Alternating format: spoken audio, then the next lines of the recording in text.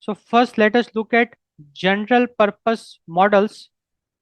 What do we mean by general purpose models?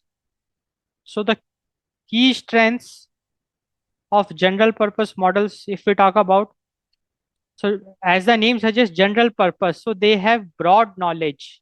They are not domain specific, rather they have a very broad knowledge. General purpose models, strong reasoning capabilities, and flexible domain handling. Like they can handle multiple domains. They are very flexible when it comes to different domains. So that is the general purpose models.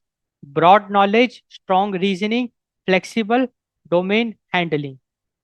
So when we should go for general purpose models, so for early stage systems, we can consider general purpose models for early stage systems.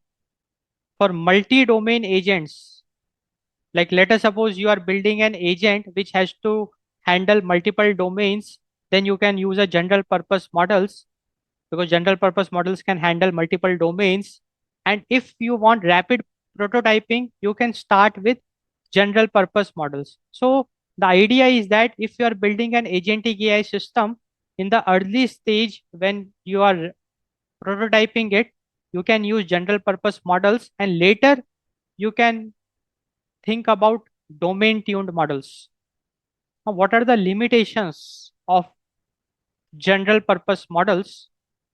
Now, general purpose models, they are flexible across several domains.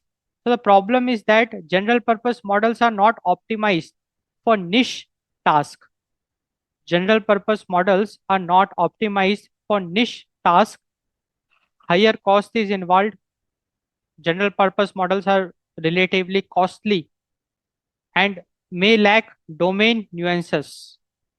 So the domain expertise, or you can call it the niche task. So general purpose models are not optimized for that, and they can be bit costly.